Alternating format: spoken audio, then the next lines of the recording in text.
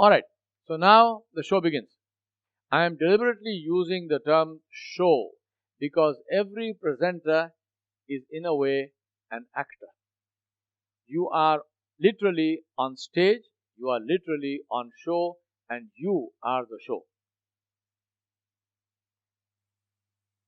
Think about this. You are the 23rd presenter for the day. The audience has been sitting there from 8:30 in the morning.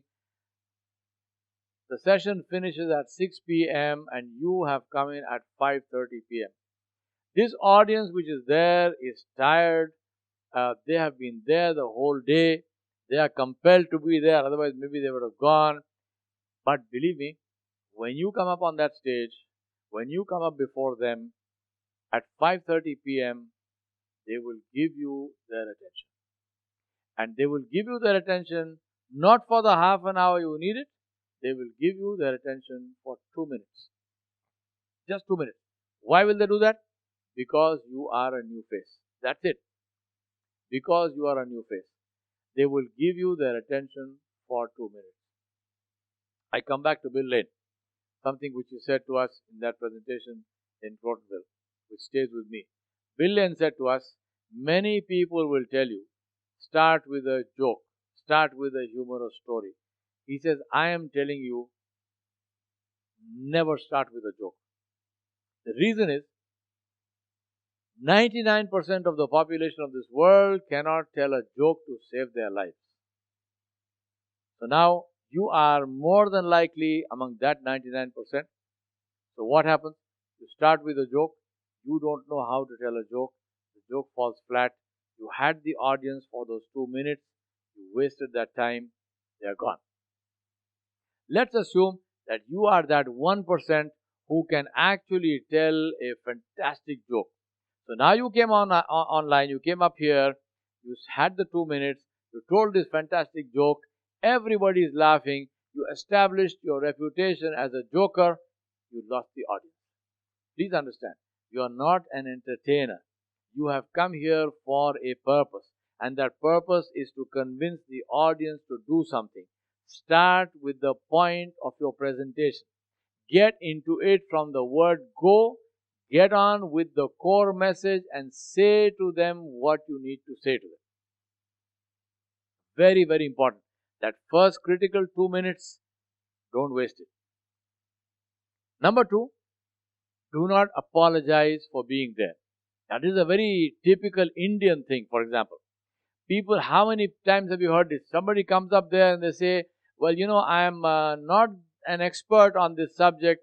I am not the best person to be making this presentation. I actually had a presentation of 50 slides, but I was just told that I have only 10 minutes. Please, what are you actually telling me as a member of the audience? You are telling me that you are about to do a lousy job. Why are you telling me that? If you are about to do a lousy job, why must I listen to you? If you are not the expert, why must I listen to you? If you are saying that you are not the best person, why must I listen to you? Don't kill yourself. Suicide is haram. Don't do that. Right? If you really believe that you are not the best person, what must you do? Don't make the presentation. If you really believe that you needed those 50 slides and they gave you only 10 minutes and you can use only 5 slides and you really believe that it cannot be done, don't do it. Do yourself a favor, do the audience a favor, don't do it. Refuse to do it. If you came here, then assume that the audience believes you, they want to listen to you, do a good job. Ensure that you do a good job. You don't have to come here and say, I am the greatest expert on this subject in the world. Not necessary. Just say what you need to say, core message, start with that. Don't waste your time. Don't tell jokes. Don't apologize. Don't beat about the bush. Say what you need to say and do that powerfully. The audience listens to you in 30-second slots. So 30 minutes is 60 slots. 30-second slots. Keep their attention for 30 seconds and then the next 30 seconds and the next 30 seconds. And that's going to happen if you engage with the audience. So make sure that you are going 30 seconds at a time, and before you know it, you finish the 30 minutes and you made your point, and the audience is convinced, and you are successful. Thank the audience for being there, because you need them, they don't need you. Make the point, start with the thanks, saying thank you for coming, end with the thanks, thank you for coming. And then any question, answers, whatever, and you're done.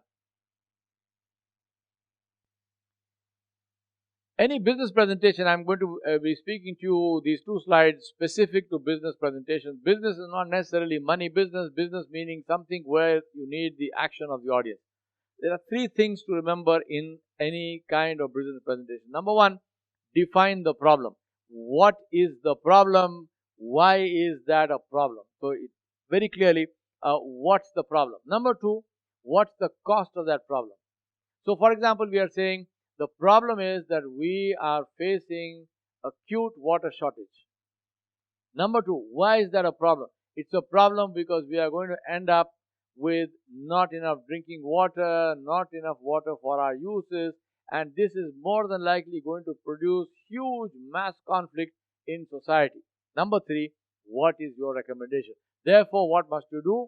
Rainwater harvesting, water conservation, change in our lifestyle of how we use water in our homes and in our public places. So, three critical things as far as making presentations, business presentations is concerned. What is the problem? Why is it a problem? What is the cost of the problem? And then what is your solution? These three things must be absolutely clear to the audience. Present the problem from the perspective of the audience. I say to people, there is one FM station that everyone listens to, and that FM station is WIIFM. What's in it for me? So, when you are making your presentation, ensure that you are speaking from the perspective of the audience. I gave you the example of water because that's an easy one to illustrate. Why, when we are saying water scarcity, am I talking about some intellectual concept, or am I talking about you not having enough water to drink in your house? You not having enough water to bathe, you when the taps run dry. I'm talking about you. And my solution will help whom? It will help you. Do you need that help? The whole thing is coming from the perspective of the listener, of the audience. WIIFM. What's in it for me? Second one is, how do I know it will work? Do I have a pilot project that I did? Do I have details of that? Do I know where else it worked? So I might say that rainwater harvesting started in such and such a city 5 years ago, 10 years ago, and today, even though the rainfall in that city is less than the rainfall in our city, they have no water shortage because their groundwater gets replenished thanks to rainwater harvesting. So I am recommending rainwater harvesting to you because number one, you need it and we need it, and number two, I am giving you the example of how rainwater harvesting works in that city. Please go take a look at it. Here are the details which I can give you. And then third one is, therefore now, what is the step that you want the audience to take? I want you to install water saving taps in your homes and in your public spaces. I want you to do and set up rainwater harvesting in your homes, the piping and so on that you need. And the third thing is, I want you to seriously train yourselves and your families and the people you are with on the use of water and using water very economically. So, three things. Number one, what's in it for us? Water scarcity will hurt all of us. We all need it, and therefore it's important. Number two, how do I know it will work? Because of this example, this example, this example, right? I am convinced. Now, what must I do? This is what you must do. 1, 2, and 3. This is the purpose, and this is the way to make powerful presentations that will convince people to do things which will be beneficial for them. As I mentioned, you are on show, and you are the show. Number one, never deviate from your objectives. It is analogies, stories are very good things to tell, but don't get sidetracked by that. The story is not the objective, the story supports the objective. So always come back to the objective frequently and stay on the objective. Um, if you really believe in something, show that. Don't speak in a flat tone because it puts people to sleep. Show the emotions, show your commitment to what you are talking about. Use anecdotes, use analogies, use teaching stories, use real life examples, anything you like, but make sure that that confirms the point that you are talking about. It brings the audience back to that your core message is with and in front of the audience throughout your presentation. Very, very, very important, the time boundary. Time is a resource. Use all of it, don't use too little, and never ever go beyond the allotted time. So if you have been given 20 minutes for a presentation, finish the presentation in 18 or 19 minutes, not in 15 minutes, definitely not in 10 minutes, and definitely not in 21 minutes. Stick to the time boundary because time is a resource. Use it properly. Never break the time boundary. A presentation is between you and the audience. So look at them, talk to them, ensure that you are always connected with them. Silence is appropriate, but not when it looks like you are at a loss of words. The best way to assess silence is to breathe. Just take a nice deep breath. That silence, that duration is appropriate. Anything longer than that will look like you are running out of words or you're lost for words, and it conveys nervousness and lack of confidence. So don't do that. How much to dress? Appropriately for the occasion, appropriately for the audience. Like visuals, like anything else, your dress must not distract the audience. Your dress must not be such that the audience is now focused on your clothes and on your attire rather than listening to what you have to say. At the same time, it is important to ensure that you are dressed in a way that communicates respect for the audience, that communicates dignity, that is a dress which is dignified and which is respectful. If you come up on stage and you look like something that the dog brought in or someone who's been dragged through a hedge backwards, your hair is all over the place, your clothes are crumpled, you're wearing a pair of bathroom slippers, believe me, it doesn't work. And I'm not exaggerating. I have actually seen people doing that, and may I be forgiven for that. A lot of them, if not all of them, have been technical people, IT people, programmers, and so on, who are brilliant at what they do, but for some funny reason they believe that it doesn't matter what they look like. It matters, it matters, it matters. When you see Steve Jobs in a t-shirt, when you see people like that in just a t-shirt, believe me, that's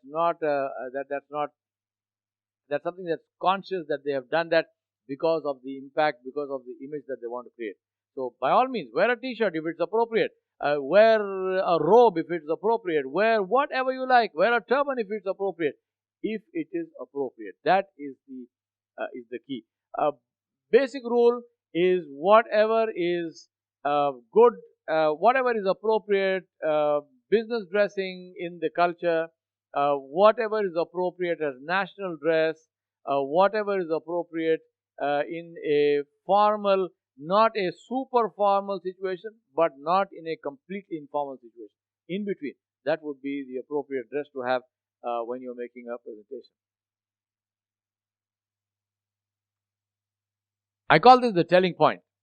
In sales training, we teach people, we say, tell them what you're going to tell them, and tell them what you told them. I mean, it's basically the same thing that you are repeating 3 times. Now, there's something magical about this number 3. Something which you hear 3 times sticks in your mind. So, tell them what you're going to tell them, and tell them what you told them. I am going to tell you about the importance of rainwater harvesting. This is why you must do rainwater harvesting. I hope I have convinced you that you must do rainwater harvesting. Tell them what you're going to tell them, and tell them what you told them. That is the key, which I call the telling point. Now we come to the question answer session. Questions indicate interest. Questions are nothing to run away from. Believe me, you are doing a brilliant job if you have got people who are asking you questions. People do not ask questions for one of two reasons. One is they are completely disinterested, they are lost somewhere, they don't know what you were saying, or people don't ask you questions because they are completely confused. If they are asking, or because they know what you're saying, so they are just bored. I mean, yeah, there's nothing new that you said. So if people are asking you questions, it's a very good sign.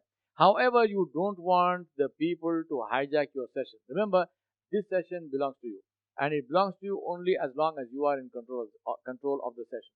So make sure that you encourage questions, but you control them. How do you do that? You do that by setting up what I call a protocol. The first thing to do is teach people how to ask questions. Now, obviously, you can't have a class on that, so demonstrate that. You say, any questions? Raise your hand. Any questions? So when you are raising your hand and saying any questions, you are demonstrating to them that if you wish to ask a question and you want to be recognized, please raise your hand, then you will be recognized and you will be requested to ask your question, and then you can ask your question. So up, hand up, any questions? So you got a couple of hands up. Now, point to the person that you want the question from with an open-handed gesture. Don't point like that. Don't call out their some significant you with the specs, you four eyes, you with a red shirt. No.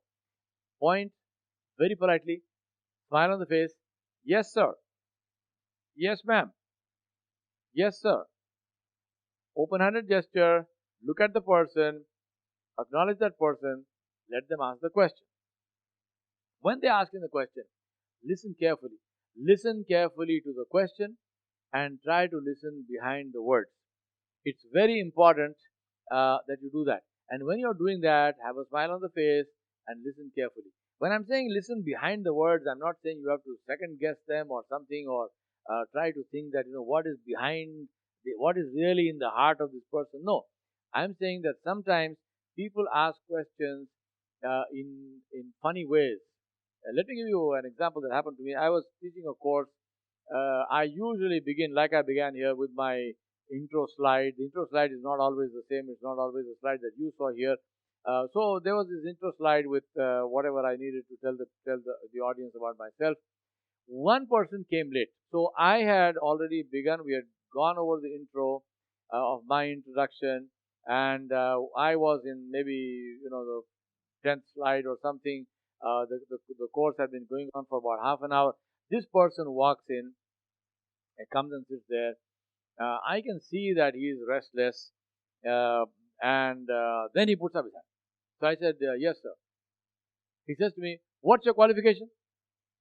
Just like that. What's your qualification? Now that came almost like a slap in the face. I mean, his tone of voice was loud. It sounded rude to me. What's your qualification? I mean, it was almost as if he's asking me, what right do you have to stand here? What did I do? I do what I always do in these situations. I do not respond. So I just took a nice deep breath. I didn't say anything. I just went back to my introduction slide. I put it up. He read the introduction slide. He said, oh, thank you. That's it. So now, even though by his question, the way he asked the question, he looked like a person who was potentially hostile, maybe a troublemaker, maybe somebody who wanted to ruin my presentation. But what actually turned out? He was a nice guy. He had this need to know who I was, which was so much inside him. He had to bring it out. He didn't know how to do that. He did that in a way which sounded rude and so on. But he was not a rude person. He was a nice guy. When he had the information, he was perfectly happy. So never jump to conclusions. Some people don't know, or a lot of people don't know how to ask questions. Don't get frazzled. Don't get hassled. Let them ask the question. Smile at them. Yes, sir. Yes, ma'am. Open-handed gesture. Then answer the question. Finish the question. Finish answering the question to that person. Thank them. Go to the next person. Yes, sir. Now, when you are doing that, this person may come up again and say, excuse me, but I will come back to you. Yes, sir. That way, you don't get hooked to one person and you involve all the audience, which is what we need to do. Then, very important, many times, somebody asks a question in a hostile manner. Now, as like the example I gave you, they are not hostile necessarily, but the way they ask this question is like that. So, in that case, one option you have is to rephrase the question. I understand you to be saying that you want to know something about my qualification. If that sounds like too much of a mouthful, looks like you want to know me, sir. I think we should be friends. Now, be aware of two things. One is, don't become too flippant. Don't let it turn into a joke. And also, don't rephrase the question in such a way that now it looks very different. It looks like you are doctoring it too much. And because, believe me, you can be sure that that person now will say, no, that's not what I asked. And that can become very embarrassing. So, rephrase the question, paraphrase it. I understand you to be asking this. That has two benefits. One is, it gives you time to think. And two, it gives the other person the impression that you have actually understood them. And that takes away half the problem, because people wish to be understood, and if they know that you've understood them, then they are more likely to accept your answer. So paraphrase and then answer the question. And then now, your time frame. Remember, all your presentation and the question answer and everything else must fit the time frame that you had for the presentation. So now you are getting close to the time boundary that you must keep. You can't keep on taking more and more questions. You need to warn the audience that the Q&A session is about to end. What must you do? Last question. Second last question. Yes, sir. Thank you. Your question. Last question. Yes, ma'am. Thank you. Your question.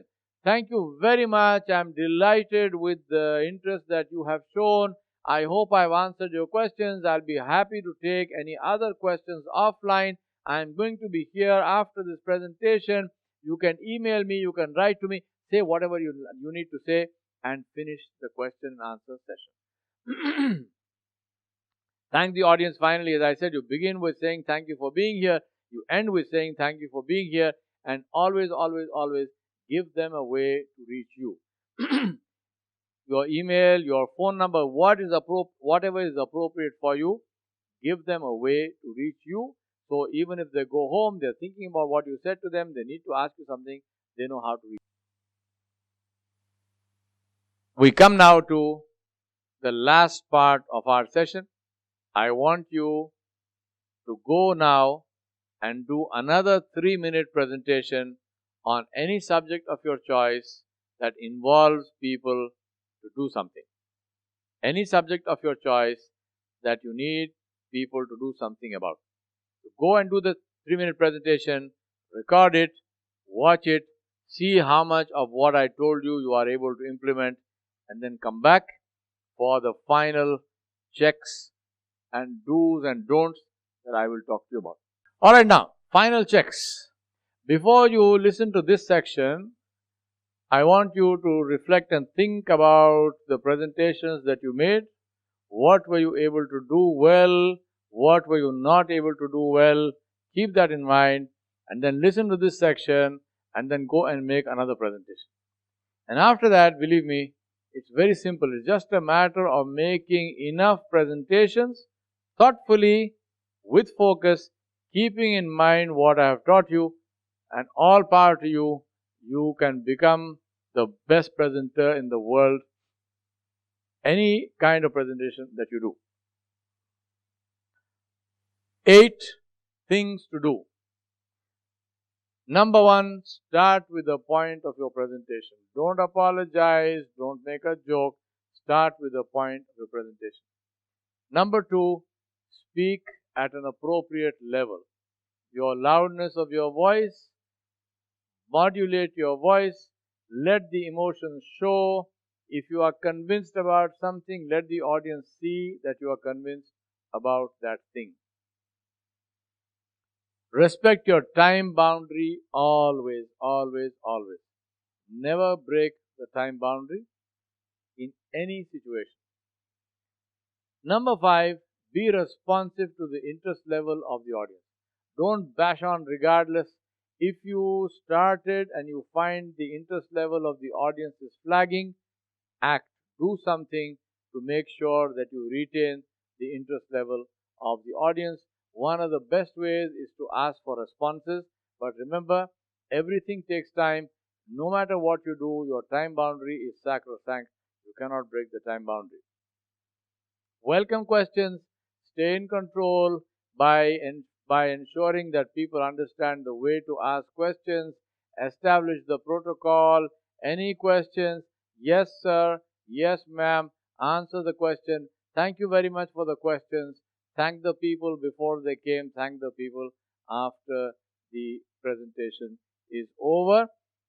Self-awareness. Be aware of yourself. Be aware of the audience at all times.